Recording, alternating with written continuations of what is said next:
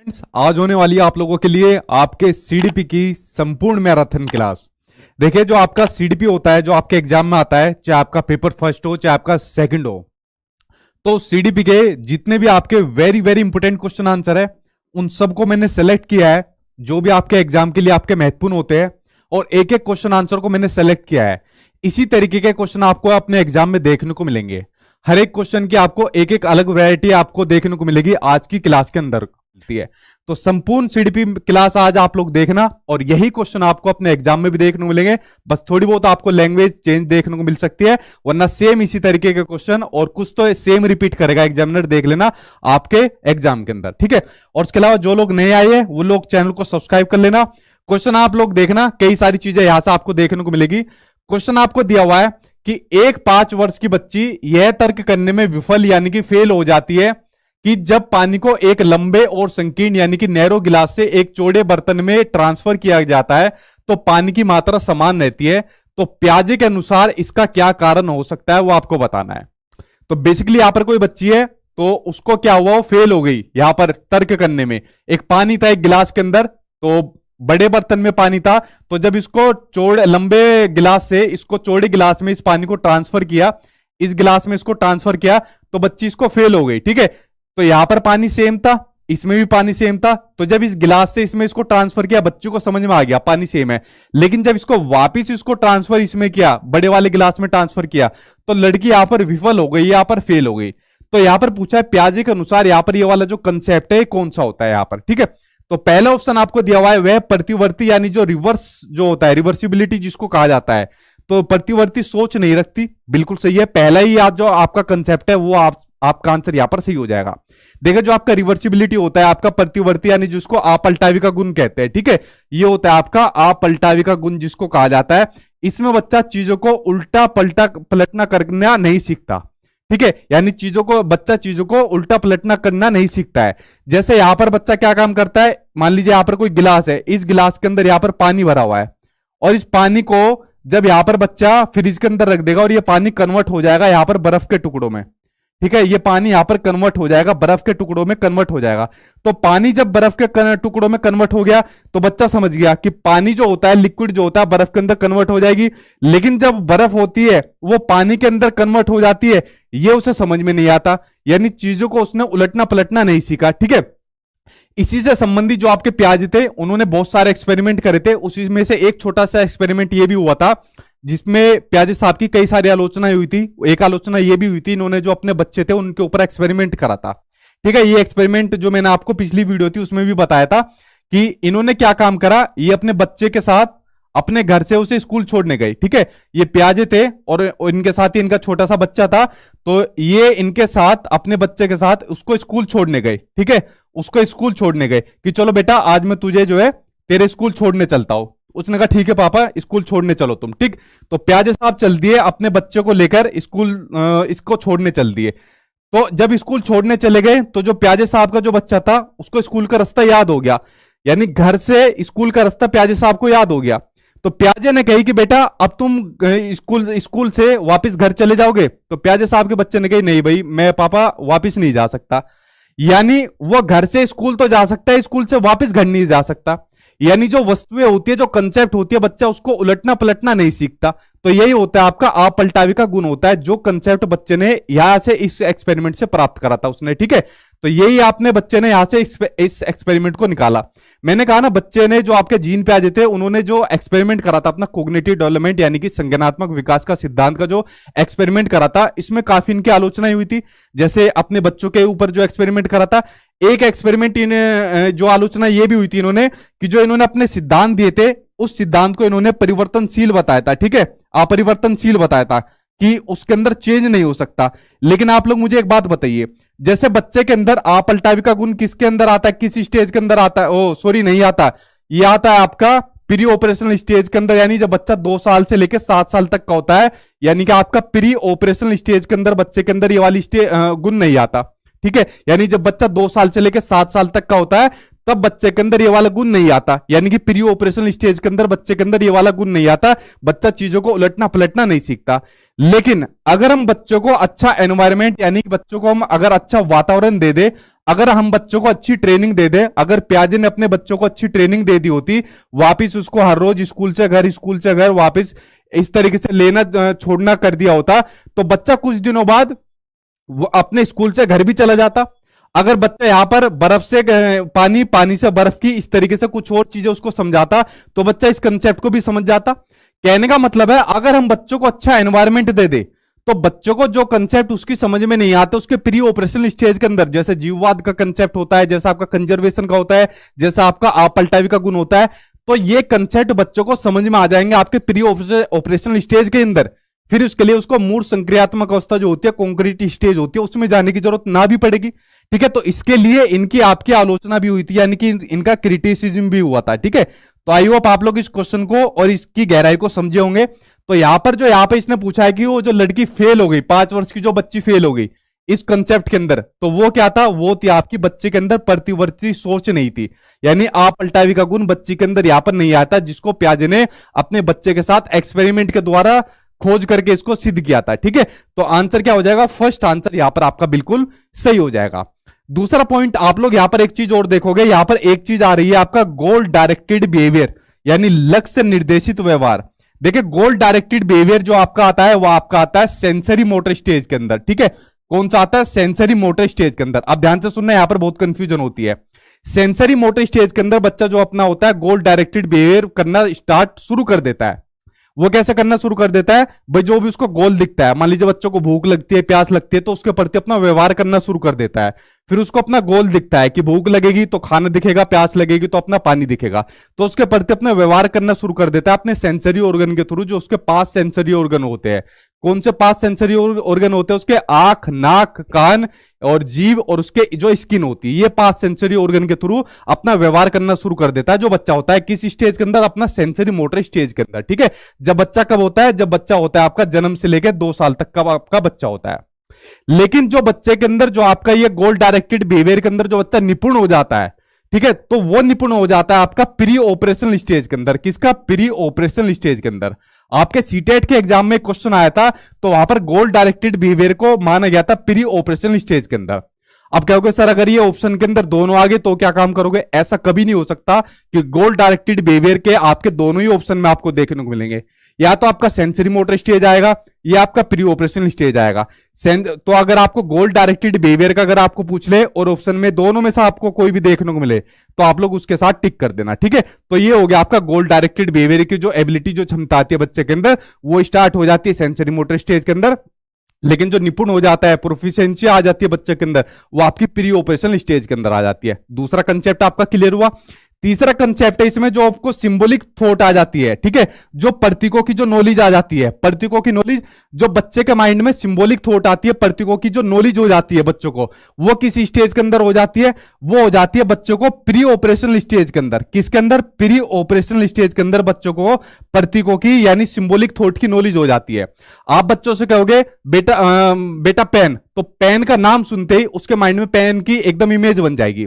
जैसा आपके सीटेट के एग्जाम में क्वेश्चन पूछा गया था कि एक बच्चे को लेज की फोटो देखा थी। ठीक है, बच्चे को एक आलू के चिप्स की जो लेज होता है उसकी फोटो दिखते ही उसने चिप्स की फोटो को देखते ही क्या कहा कि ये तो तितली है। क्या बोला, इसको तितली है।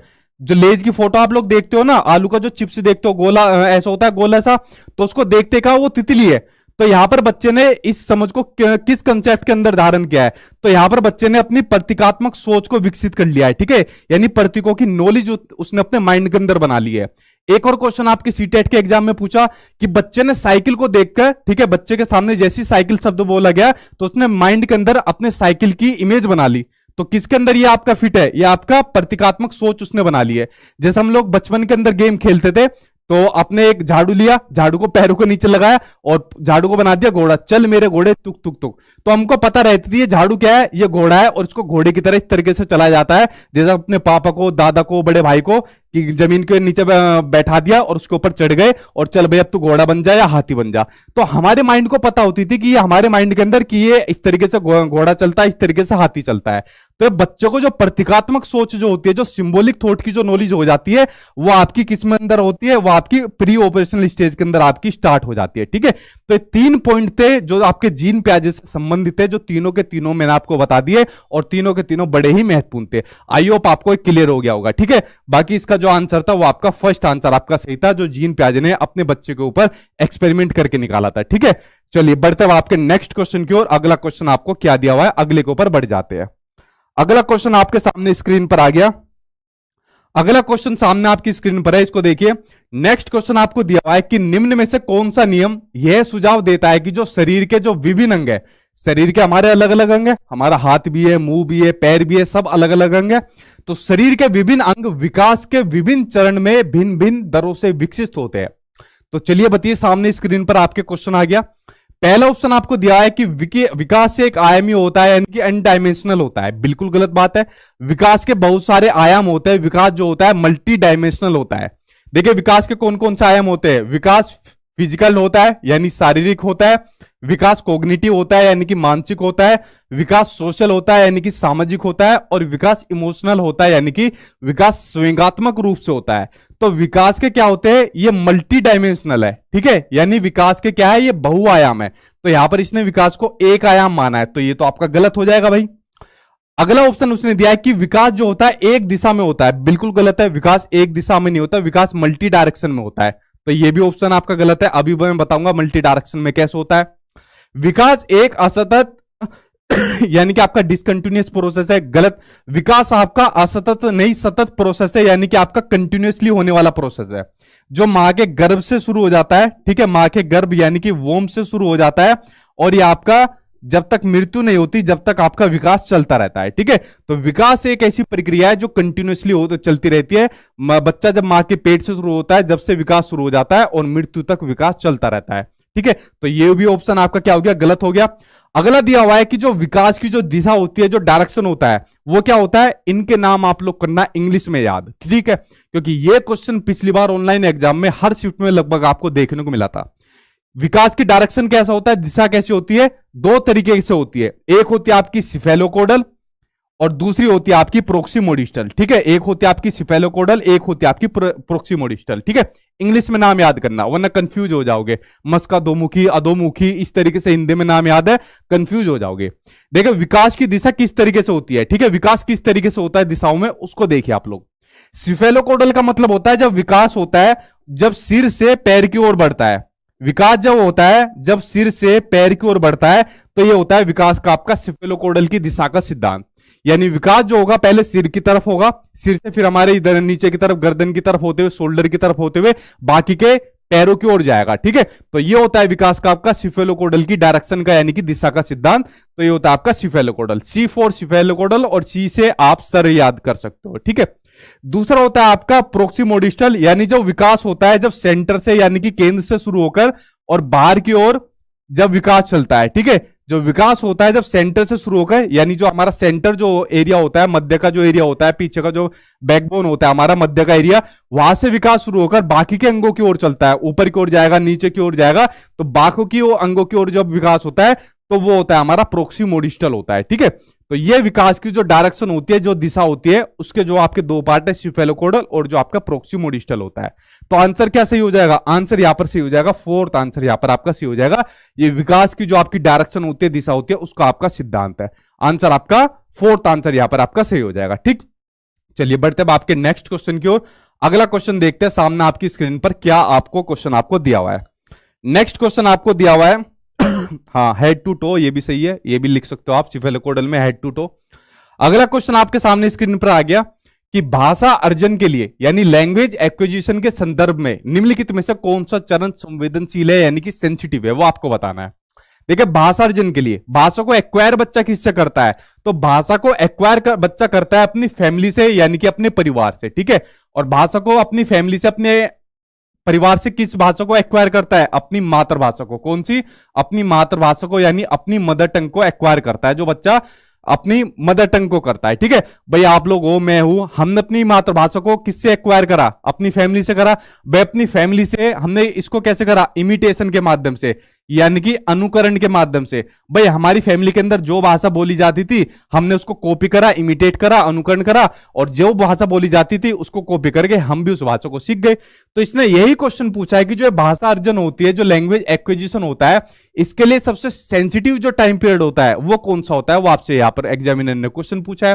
क्या प्रीनेटल होता है? प्रीनेटल में तो यहां पर भाषा के लिए, अर्जन के लिए आपका बनेगा ही नहीं। ठीक है, आपका अर्ली चाइल्डहुड होता है। कौन सा? अर्ली चाइल्डहुड, जब बच्चा होता है आपका 2 साल से लेकर 6 साल तक का आपका बच्चा होता है। ठीक है, ये होती है आपकी अर्ली चाइल्डहुड, आपकी स्टेज होती है। ठीक है, तो इसमें क्या होता है? बच्चा इमिटेशन के माध्यम से सीखता है। ठीक है, जितनी भी चीजें होती है अनुकरण के माध्यम से सीखता है, चाहे उसकी लैंग्वेज मदर टंग हो, चाहे उसका व्यवहार हो, तो सारी चीजें बच्चा अनुकरण यानी इमिटेशन के माध्यम से सीखता है। और इसके मातृभाषा के लिए, यानी जो उसकी भाषा होती है उसके लिए सबसे सेंसिटिव जो टाइम पीरियड होता है वो आपका अर्ली चाइल्डहुड होता है। इसलिए कहा जाता है छोटे बच्चों के सामने हमेशा आदर्श भाषा, अच्छी भाषा घर के अंदर बोलिए। जो भाषा आप लोग बच्चों के सामने बोलोगे वही भाषा वो आपके सामने बोलेगा। ठीक है, इसलिए सेंसिटिव टाइम पीरियड कहा जाता है। ये 2 साल से लेकर जो 6 साल तक का टाइम पीरियड कहा जाता है। जो आपका अर्ली चाइल्डहुड का जो आपका टाइम पीरियड होता है, इसी अवस्था को कहा जाता है आपकी टॉय एज कहा जाता है, यानी कि आपकी खिलौनों की अवस्था कहा जाता है। बच्चा सबसे ज्यादा इसी अवस्था के अंदर खेलता है। ठीक है, आप कहोगे सर हम भी खेलते हैं इस स्टेज के अंदर। ठीक है, आपको इस स्टेज के अंदर सबसे ज्यादा बच्चा खेलता है तो जो आपकी 2 साल से लेकर 6 साल तक की होती है। उसके अलावा सीटेट के एग्जाम में एक बड़ा फेमस क्वेश्चन पूछा जाता है कि जो बच्चा कल्पनाशीलता वाले जो गेम्स होते हैं, ठीक है, कल्पनाशीलता वाले गेम्स पूछ लेता है, जो कल्पनाशीलता वाले गेम्स होते हैं, या फिर एक और क्वेश्चन आजकल सीटेट बड़ा पूछ रहा है कि जो प्रतीकात्मक गेम होते हैं, ठीक है, जो सिंबॉलिक जो आपके गेम्स होते हैं, वो बच्चा किस स्टेज में खेलना शुरू कर देता है? वो बच्चा खेलना शुरू कर देता है आपका अर्ली चाइल्डहुड स्टेज के अंदर। ठीक है, कल्पनाशीलता वाले गेम्स कैसे? जैसे मैं आपको बताता भी हूं कि जो लड़का होगा वो खेलेगा गुड्डे से और इसको बना देगा राजा, और लड़की होगी गुड़िया से, वो इसको क्या बना देगी? रानी। ठीक है, और ये क्या काम कर देंगे? ये बना देंगे अपना किंगडम बना देंगे कि भाई मैं राजा बना दूंगा इसको, ये इसको रानी बना देंगे, चलो अपना एक एम्पायर खड़ा कर देंगे, और फिर उस पर कोई एक हैवान या कोई राक्षस बना देंगे, आपस में इस तरीके से बना देंगे। तो यहां पर इमेजिनरी जो गेम्स होते हैं, कल्पनाशीलता वाले जो गेम्स होते हैं, क्योंकि टॉय एज है, खिलौने की अवस्था है, तो बच्चा क्या काम करेगा? कल्पनाशीलता वाले गेम्स जो है इसी के अंदर खेलेगा। ठीक है, तो ये बड़ा महत्वपूर्ण क्वेश्चन है इसके अंदर जो आपका पूछा जाता है। ठीक, इसी स्टेज के अंदर बच्चे के अंदर सबसे ज्यादा जिज्ञासा, यानी कि सबसे ज्यादा जो क्यूरियोसिटी पाई जाती है वो इसी स्टेज के अंदर बच्चे के अंदर पाई जाती है। सबसे ज्यादा बच्चा जो क्वेश्चन पूछेगा वो इसी स्टेज के अंदर बच्चा पूछता है। ठीक है, यानी क्वेश्चन मार्क लगा लेना, हर चीज के पीछे क्वेश्चन मार्क पूछेगा। तो आपका कौन सी होती है? अर्ली चाइल्डहुड होती है। आंसर आपका सेकंड आंसर यहां पर आपका सही हो जाएगा। ठीक, यहां तक आपका कंप्लीट हुआ। चलिए बढ़ते अब आपके नेक्स्ट क्वेश्चन की ओर। अगला क्वेश्चन देखते हैं आपको क्या दिया हुआ है।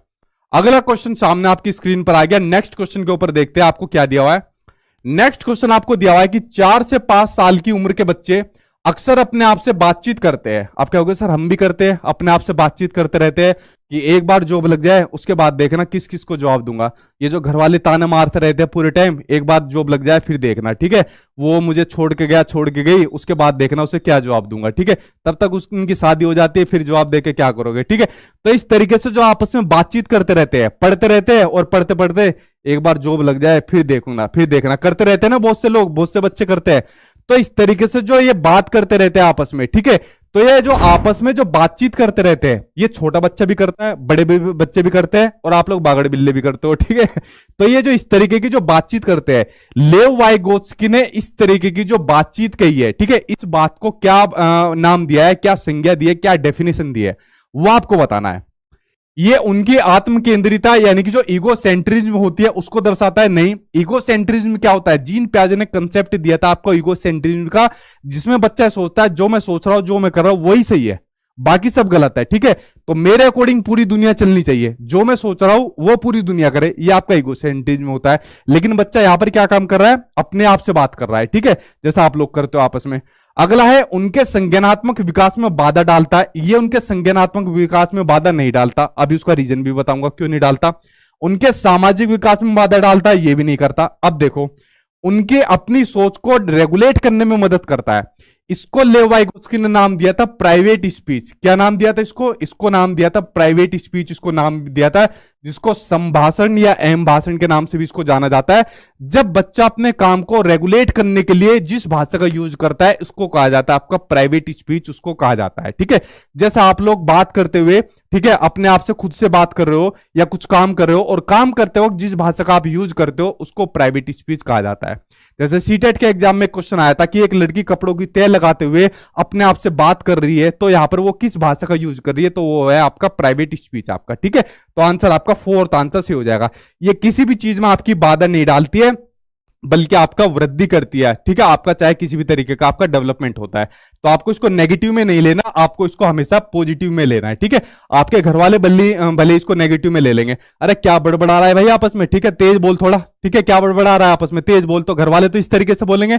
लेकिन बच्चे के परिप्रेक्ष्य में इसको आपको पॉजिटिव लेना है, जो बच्चा काम करते हुए अपने खुद से बातचीत करता है। ठीक है, अपने ऊपर मत लेके जाया करना सारी चीजें। ठीक, आगे बढ़ते हैं, नेक्स्ट क्वेश्चन देखते हैं सामने आपकी स्क्रीन पर।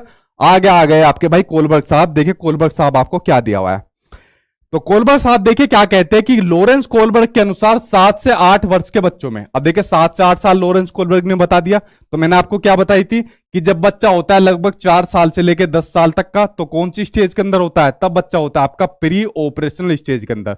तब बच्चा कौन सा होता है आपका प्री ऑपरेशनल स्टेज के अंदर, इसके अंदर जो आपका क्या रहता है, मोरलिटी होती है, नैतिकता रहती है। क्या नैतिकता रहती है, नैतिकता नहीं रहती इसके अंदर। ठीक है, जो जैसा उसको बता देगा वैसा उस चीज को मानेगा, तो नैतिकता नहीं रहती। तो 7 साल से 8 साल तक के बच्चे में जो नैतिकता रहती है, उसका डिसीजन लेने का जो बेस रहता है, वो आधार रहता है, क्या रहता है। ठीक है, बच्चा किस बेस पर नैतिकता लेता है वो आपको बताना है। अब देखिए ऑप्शन तो मैंने आपको दे दिया कि प्री ऑपरेशनल दे दिया, मैंने गलत लिख दिया, प्री कन्वेंशनल है, सॉरी ये भाई गलत लिख दिया, प्री कन्वेंशनल है।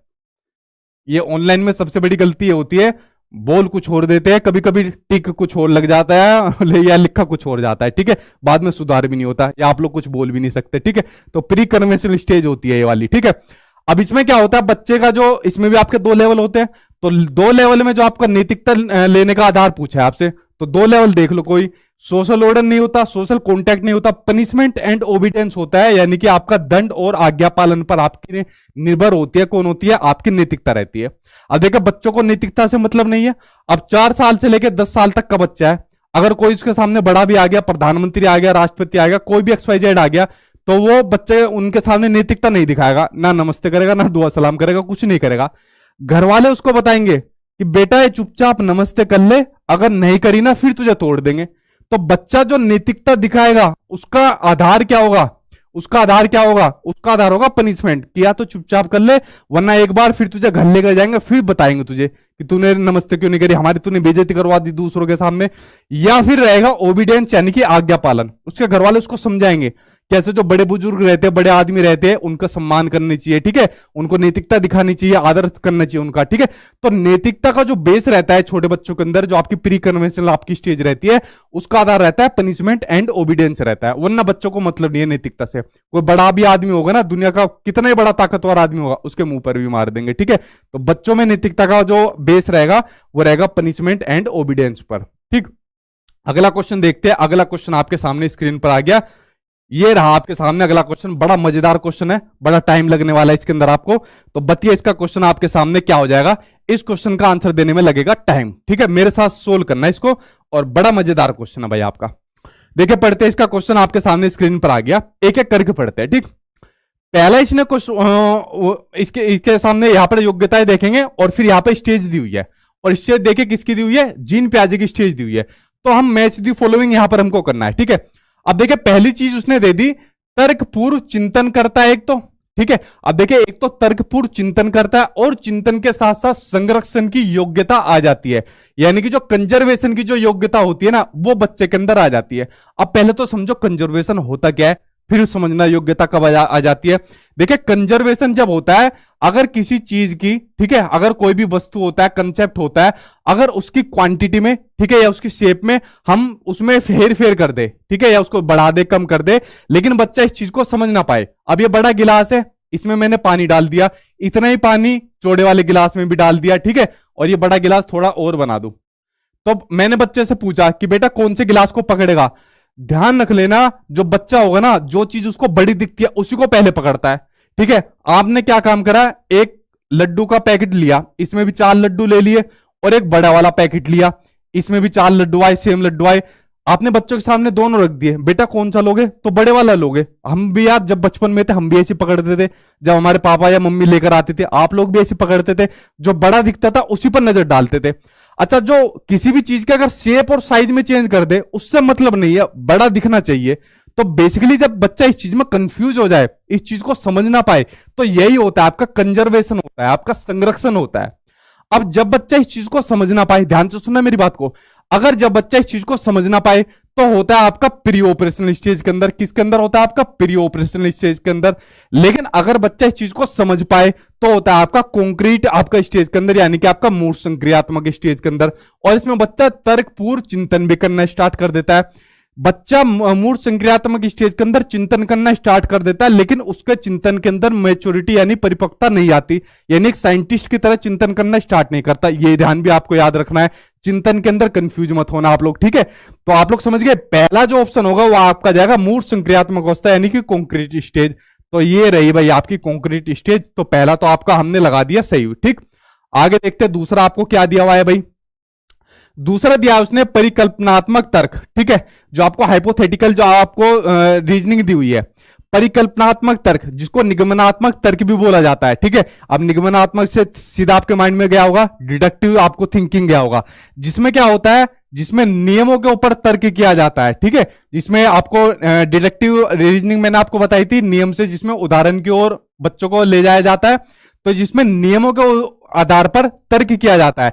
तो परिकल्पनात्मक तर्क की बात हो रही है, और अमूर्त सोच का आरंभ हो जाता है। अमूर्त सोच का आरंभ हो जाता है। अगर बात होती मूर्त सोच का आरंभ होता है तो मूर्त संक्रियात्मक अवस्था। अगर अमूर्त सोच का आरंभ हो गया, स्टार्टिंग हो गई, तो कौन सी हो जाएगी, आपकी औपचारिक संक्रियात्मक अवस्था। कौन सी, औपचारिक संक्रियात्मक अवस्था। तो 2 हमको मिल गई। आगे देखते हैं, अगला है वस्तुओं की स्थिरता की समझ, यानी आप लोग देखोगे ऑब्जेक्ट परमानेंस की बात हो रही है। किसकी, ऑब्जेक्ट परमानेंस की बात हो रही है। ऑब्जेक्ट परमानेंस कहा जाता है जब बच्चा वस्तुओं की अपने माइंड के अंदर वो छाप बना लेता है। ठीक है, उसको कहा जाता है अपना ऑब्जेक्ट परमानेंस, या छुपी हुई वस्तु को भी ढूंढ कर निकाल लेता है। ये होता है आपका ऑब्जेक्ट परमानेंस, जो होता है आपका सेंसरी मोटर स्टेज के अंदर। कौन सा, सेंसरी मोटर स्टेज के अंदर जब बच्चा काम शुरू कर देता है, जब बच्चा 2 साल तक का होता है। ठीक है, आप लोग घर के अंदर ट्राई कर लेना, 2 साल तक का जो बच्चा किसके माध्यम से चीजें करता है, अपने सेंसरी ऑर्गन के माध्यम से करता है, जो 5 सेंसरी ऑर्गन मैंने आपको बताया। तो बच्चा अपने माइंड के अंदर छाप बना लेता है सभी चीजों की, और आप उसके सामने कोई चीज छुपा के दे देना, ठीक है, तकियों के पीछे छुपा दो, चाबी को कहीं पर छुपा दो, तो आप तो भूल जाओगे, लेकिन बच्चा बता देगा कि ये चाबी यहां पर रखी है, तो उसको मतलब उसको निकाल लेगा, ढूंढ कर निकाल लेगा। क्यों, अपने सेंसरी ऑर्गन के थ्रू, ज्ञानेंद्रियों के माध्यम से। घर पर ही एक्सपेरिमेंट करके देख लेना अपने बच्चे के ऊपर। ठीक है, तो ये होता है आपका संवेदी आपकी संक्रियात्मक अवस्था पर। अगला है प्रतीकों की सोच तो आ जाती है, यानी सिंबॉलिक थॉट तो आ जाती है। जैसे मैंने आपसे कहा था, वो उसको चिप्स को देखकर वो तितली कहती है, या चल मेरे घोड़े तुक तुक तुक, लकड़ी को घोड़ा समझकर कहता है। तो ये सोच किसके अंदर आ जाती है, प्री ऑपरेशनल स्टेज के अंदर आ जाती है।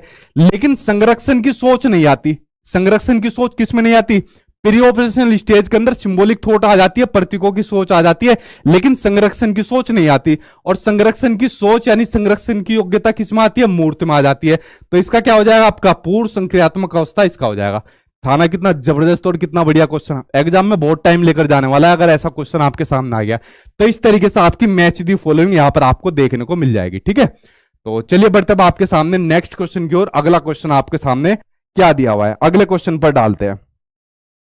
चलो भाई शेयर कर दो यार, आज आप लोग जितना भी वीडियो को हो सके आप लोग शेयर कर दो। ठीक है, आज आप लोग 36-37 हजार तक पहुंचे हो। ठीक है यार, नोट्स के लिए साइट पर जाओ आप लोग, मैं कह गया कि आपको थक गया हूं, साइट पर जाओ, वहां पर जाकर आप लोग ले लीजिए। और उसके अलावा और मत पूछे कुछ भी कि ये ले, उनके अलावा कुछ नहीं लेना आपको, अगर आपको अपना एग्जाम पास करना है। ठीक है, आपके फ्यूचर का सवाल है, और 100 रुपये 50 रुपये में फ्री में जो आपको देते हैं उनसे दूर रहना।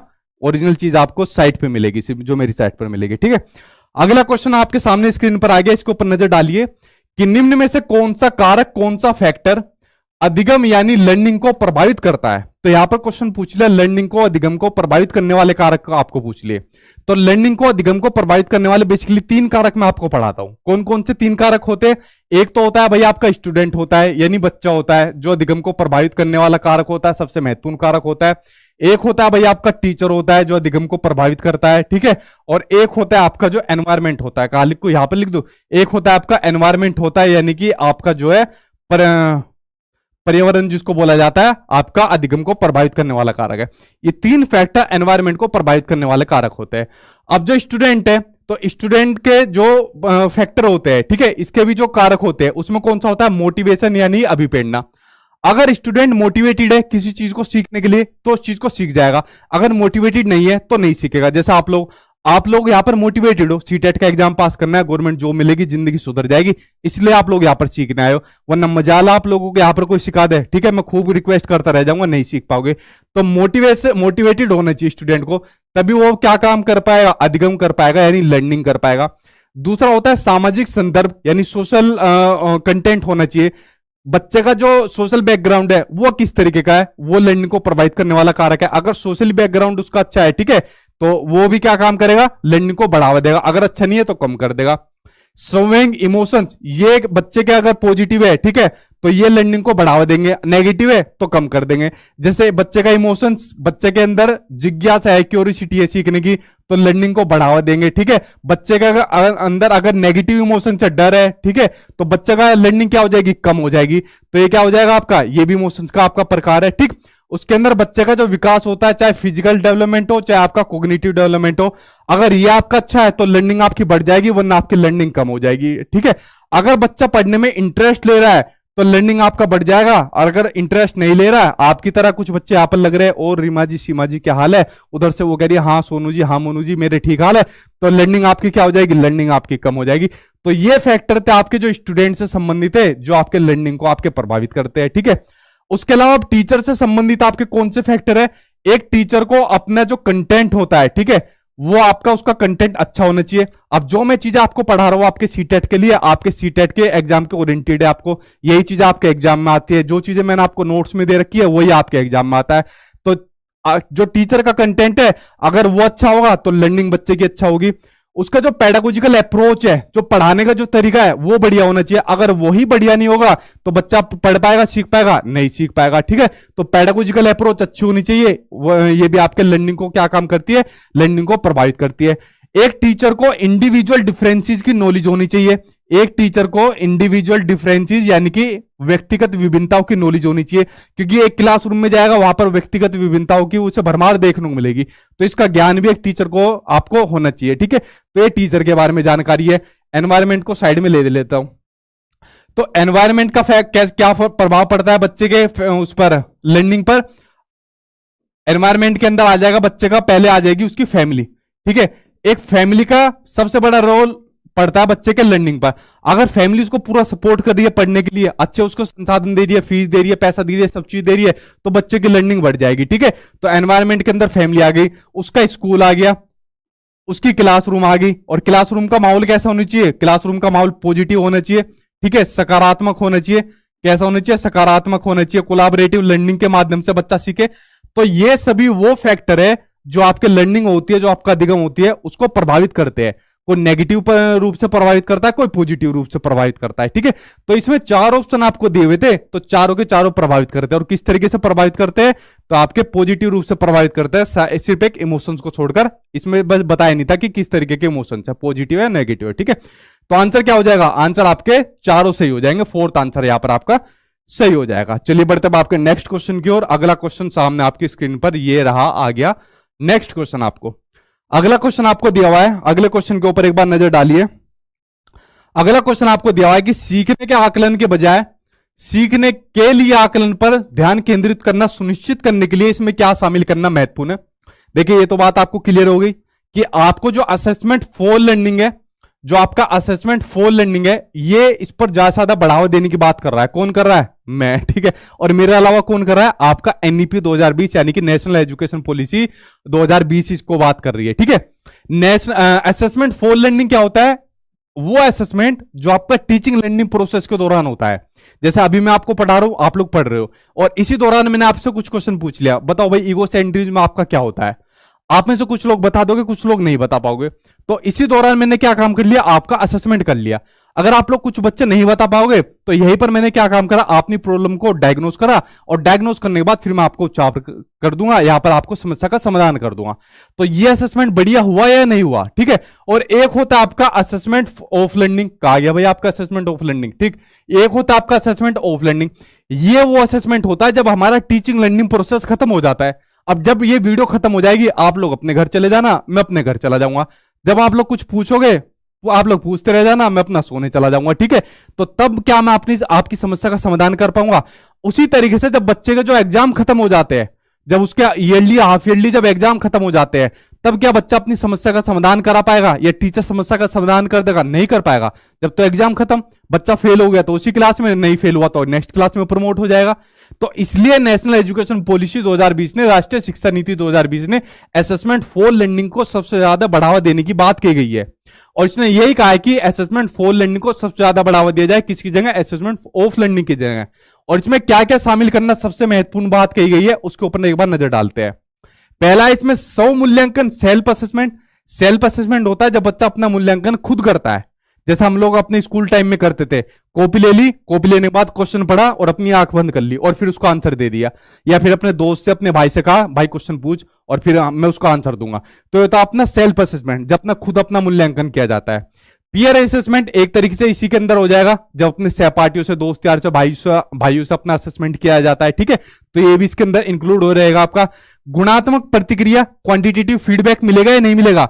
अगर असेसमेंट फॉर लर्निंग हो रहा है और आप लोग यहां पर अपना आंसर दोगे, मुझे अपनी चीजें बताओगे, समस्या बताओगे, तो मैं यहां पर मुझे क्वांटिटेटिव फीडबैक मिलेगा या नहीं मिलेगा। अरे यार इतने बच्चों का आंसर सही आ रहा है, इतने बच्चों का गलत आ रहा है, तो एक क्वांटिटेटिव फीडबैक मिलेगा। वरना आप लोग अपने घर चले जाओगे, मैं अपने चला जाऊंगा, क्या फीडबैक मिलेगा, कुछ नहीं मिलेगा। तो ये भी इसके अंदर शामिल होगा।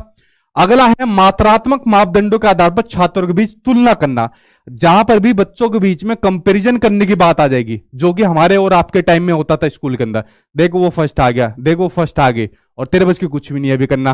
तो बच्चों के बीच कभी भी आपको कंपैरिजन, तुलना नहीं करना, ठीक है। ये बात आपको ध्यान रखनी है। एक ऐसा वर्ड होता है आपका नेगेटिव, तो ये आपका शामिल नहीं होगा। तो फर्स्ट सेकंड थर्ड आंसर आपका सही हो जाएगा, first second third second answer आपका सही हो जाएगा, ठीक है। चलिए बढ़ते आपके नेक्स्ट क्वेश्चन की ओर। अगला क्वेश्चन सामने आपकी स्क्रीन पर हो गया। हम और आप लोग उस पीढ़ी के हो जो खूब सताए हुए टीचर के, ठीक है, और स्कूल वालों के। पता नहीं नेक्स्ट पीढ़ी कैसे होगी, उसका जिम्मेदार, उसके मतलब वो आप लोगों के हाथ में हो, वो आप नेक्स्ट पीढ़ी जो भी होगी, ठीक है। अगला क्वेश्चन सामने आपकी स्क्रीन पर आ गया, इसका आंसर आप लोग दीजिए। इसका आंसर क्या होगा। अगला क्वेश्चन आपको दिया हुआ है कि एक समावेशी कक्षा में, यानी कि एक इंक्लूसिव क्लासरूम में विशेष बच्चों को किस प्रकार सहायता मिल सकती है। इंक्लूसिव क्लासरूम क्या होती है, जहां पर सभी बच्चों को समान रूप से समान शिक्षा दी जाए, बिना किसी भेदभाव के, चाहे बच्चे की सामाजिक आर्थिक पृष्ठभूमि कुछ भी हो, ठीक है। जहां पर दिव्यांग बच्चे भी पढ़े एक साथ, सामान्य बच्चे भी पढ़े, गरीब भी पढ़े, अमीर भी पढ़े, तो ये होती है आपकी इंक्लूसिव क्लासरूम। तो वहां पर आपको जो आपके विशेष बच्चे हैं, ठीक है, उनका आपको इंक्लूजन करना है, उनको आपको समावेशन करना है, जो आपके सामान्य बच्चे उनके साथ। तो व्यक्ति, जो आपके व्यक्ति लक्ष्य है उनका निर्धारण करना है। अगर आपके क्लासरूम में ऐसे विशेष बच्चे हैं तो उनके कुछ व्यक्ति लक्ष्य है, उनका आपको निर्धारण करना चाहिए कि बेटा अगर आपको मान लीजिए देखने में दिक्कत है तो हम 3 महीने बाद, 4 महीने बाद, इतने टाइम पीरियड बाद इन साधनों के द्वारा इन लक्ष्यों तक आपको यहां पर पहुंचाएंगे। तो इनका कुछ आपको गोल डिसाइड करने चाहिए। कंपटीशन की संस्कृति पैदा नहीं करनी आपको। अब भाई कोई बच्चा सामान्य है, कोई बच्चा दिव्यांग है, ठीक है, तो उनके बीच कंपटीशन कैसे करा सकते हो। कंपटीशन की धारणा आपको नहीं करनी। साधारण बच्चों में भी कंपटीशन की धारणा नहीं करनी। आप लोगों के बीच में कंपटीशन हो सकता है, जितने भी आप लोग वीडियो देख रहे हो, ठीक है, क्योंकि आप लोगों के बीच में तो नेचुरल है, जो कंपटीशन करेगा वो सिलेक्शन ले जाएगा। लेकिन बच्चों के बीच में कंपटीशन की प्रवृत्ति नहीं करनी है आपको। तो ये आपका नेगेटिव हो जाएगा। सहयोगात्मक अधिगम, कोऑपरेटिव लर्निंग, जितना बच्चा आपस में कोऑपरेटिव करके सीखेगा उतना ज्यादा उसकी लर्निंग सुधरती चली जाएगी। तो कोऑपरेटिव लर्निंग बहुत बढ़िया मेथड होता है आपका इंक्लूसिव एजुकेशन का। मानकीकृत निर्देश, मानकीकृत मैंने क्या बताया था आपका, स्टैंडर्डाइज आपका क्या बताया था, नेगेटिव आपका ऑप्शन होता है, ठीक है। चाहे मानकीकृत निर्देश आ जाए, मानकीकृत पेपर आ जाए, मानकीकृत टेस्ट आ जाए, मानकीकृत ए टू जेड कुछ भी आ जाए, मेरा नाम लेकर इसे उड़ा देना, ठीक है, बाकी मैं देख लूंगा। ये आपका नेगेटिव वर्ड होता है। तो पहला और तीसरा सही है आपका, पहला और तीसरा का है भाई आपका थर्ड आंसर है यहां पर आपका सही हो जाएगा। एक इंक्लूसिव क्लासरूम में जो आपके विशेष बच्चे हैं उसमें इनको शामिल किया जाएगा। अगला क्वेश्चन सामने आपकी स्क्रीन पर आ गया। नेक्स्ट क्वेश्चन देखते हैं क्या दिया हुआ है कि किस अवधि के दौरान जो विचार होते हैं, जो थॉट होते हैं, वो अमूर्त होते हैं यानी एब्स्ट्रैक्ट होते हैं और आदर्शवादी हो जाता है। बताओ भाई किस अवधि के दौरान होता है। आप लोग तो इस टाइम पीरियड से गुजर चुके हो, ठीक है, अब ये मत कहना आप भी गुजर चुके हो सर, ठीक है। पहले अपना बताओ, infancy, early childhood, middle childhood या फिर एडोलसेंस। देखिए जब आप लोग देखोगे जो आपकी फोर्थ स्टेज है यानी कि एडोलसेंस यानी कि किशोरावस्था, थोड़े आंसर और थोड़ी चीजें मैं जल्दी बताऊंगा क्योंकि यार क्वेश्चन बहुत ज्यादा है, वरना ये क्लास आपकी बहुत लंबी चली जाएगी, ठीक है। और इस क्लास के एंड तक मुझे आप लोग अपना सपोर्ट बनाए रखना, वरना लास्ट तक बच्चे कम हो जाते हैं तो थोड़ा डिमोटिवेट फील होते हैं फिर, ठीक है। देखिए एडोलसेंस जो होती है, जो किशोरावस्था होती है, वो होती है लगभग आपकी 11 साल से लेकर 18 साल तक का टाइम पीरियड, या फिर जो आपकी 12 साल का जो शुरुआती स्टेज होता है उसको भी मान सकते हो। अब जब इसमें बच्चा जो चीजें शुरू करता है, जो चिंतन होता है उसका, वो अमूर्त चिंतन शुरू हो जाता है। आप बच्चों से कहोगे बेटा एक दिन का आपको प्रधानमंत्री बना दिया जाए तो क्या काम करोगे, तो बच्चा जो चिंतन शुरू करेगा, जो थिंकिंग रहेगी वो अमूर्त रहेगी कि सर मैं ये कर दूंगा, मैं वो कर दूंगा, मैं ये दुनिया भर की चीजें बता देगा। तो चिंतन के लिए फिर उसे कॉन्क्रीट चीजों का सहारा नहीं लेना पड़ेगा, अमूर्त चिंतन वो स्टार्ट कर देगा। और जो अपनी इमेज बनाएगा वो आदर्शवादी बनाएगा, अच्छी बनाएगा, दूसरों के सामने अच्छा बनने की कोशिश करेगा, ठीक है, कि मैं तो बहुत अच्छा हूं, सीधा साधा बच्चा हूं, ठीक है। इस तरीके की इमेज बनाता है किस स्टेज के अंदर, आपकी एडोलसेंस यानी कि जो आपकी किशोरावस्था होती है। इसी स्टेज के अंदर इसको जीवन का सबसे कठिन काल कहा जाता है, ठीक है, जीवन का सबसे कठिन काल भी इसको कहा जाता है क्योंकि सबसे ज्यादा कठिन फैसले इसी के अंदर लेने पड़ते हैं। क्या हो गया सर, हम भी अभी कठिन फैसले ले रहे हैं, ठीक है, ठीक है। तो जीवन का सबसे कठिन काल इसको कहा जाता है, जो आपके पैट्रिक साहब ने कहा था, किलपैट्रिक ने।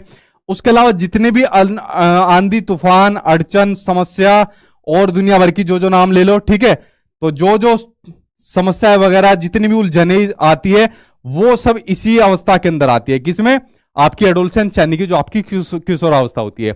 इसमें एक और पॉइंट आता है कि जो इसमें विषम लिंगी आकर्षण होता है वो आपका इसी स्टेज के अंदर होता है, ठीक है। जो आपका विषम लिंगी आकर्षण होता है वो आपका इसी स्टेज के अंदर होता है। विषम लिंगी आकर्षण मतलब जो मेल होता है वो फीमेल की तरफ अट्रैक्ट होता है और जो फीमेल होती है वो मेल की तरफ अट्रैक्ट होता है। ये आपका एडोलसेंस की तरफ एडोलसेंस में होता है। यानी जो हार्मोन से संबंधित चेंज होता है, सीटेट वालों ने इसमें एक नया क्वेश्चन पूछा कि जो हार्मोन से संबंधित जो चेंज होता है, हार्मोन चेंज जो होते हैं वो किस स्टेज में आने शुरू हो जाते हैं, वो आपके एडोलसेंस में आने शुरू हो जाते हैं। एक क्वेश्चन और पूछा सीटेट में आपके, यही से क्वेश्चन पूछा था कि जो बच्चे होते हैं वो अपने ग्रुप का, जो उनका गैंग होता है, ठीक है, जो ग्रुप होता है उसके एक्टिव सदस्य किस स्टेज में बन जाते हैं, ठीक है, जो एक्टिव सदस्य बन जाते हैं वो किस स्टेज में बन जाते हैं, वो बन जाते हैं एडोलसेंस में बन जाते हैं। इसी से एक और क्वेश्चन पिछली बार ऑनलाइन एग्जाम में ये निकाला कि जो बच्चे अपनी राय लेते हैं, ठीक है, जो बच्चे अपनी राय लेते हैं वो अपने परिवार की तुलना में अपने दोस्तों की ज्यादा लेते हैं। किसकी, अपने दोस्तों की ज्यादा लेते हैं। वो किस स्टेज में लेते हैं, वो आपके एडोलसेंस में लेते हैं। मैं वो वाला ऑप्शन नहीं है भाई तेरे पिताजी तो ऐसे ऐसे कहते हैं, वो तो बेकार ही है, ठीक है, वो बुढ़ऊ तो बेकार है। तो इस तरीके के जो डायलॉग मारे जाते हैं ना वो एडोलसेंस में लेते हैं। भाई तू ये वाला काम कर, उसके घर वाले कुछ और कहेंगे, घर वालों की नहीं सुनेगा लेकिन अपने दोस्त यारों की ज्यादा सुनेगा, ठीक है। और ये क्वेश्चन आपके सीटेट के एग्जाम में आया था। तो अपने परिवार वालों की तुलना में अपने दोस्त वालों की जो सलाह लेता है, राय लेता है, वो आपका एडोलसेंस के अंदर लेता है आपका, ठीक है, ये आप लोग समझ गए। उसके अलावा जो हीरो वर्शिप की जो भावना रहती है, जो वीर पूजा की जो भावना रहती है, वो किसी स्टेज के अंदर रहती है, वो आपकी किशोरावस्था में रहती है यानी कि एडोलसेंस के अंदर रहती है। हीरो वर्शिप की भावना जब हम किसी को आइडियल मानकर उसको फॉलो करना शुरू कर देते हैं, ठीक है, जैसे कोई भगत सिंह जी को मानकर उसको फॉलो करना शुरू कर देता है, कोई लड़की कैटरीना कैफ को मानकर उसको फॉलो करना शुरू कर देती है। रानी लक्ष्मीबाई को तो शायद कोई मानती नहीं होगी, ठीक है, मान भी लेती होगी कोई, ठीक है। आप कहोगे सर जेंडर वाइज कर रहे हो, वैसे मजाक कर रहा हूं भाई, एग्जाम्पल दिया है, इतने में खाल मत उतारा करो, ठीक है।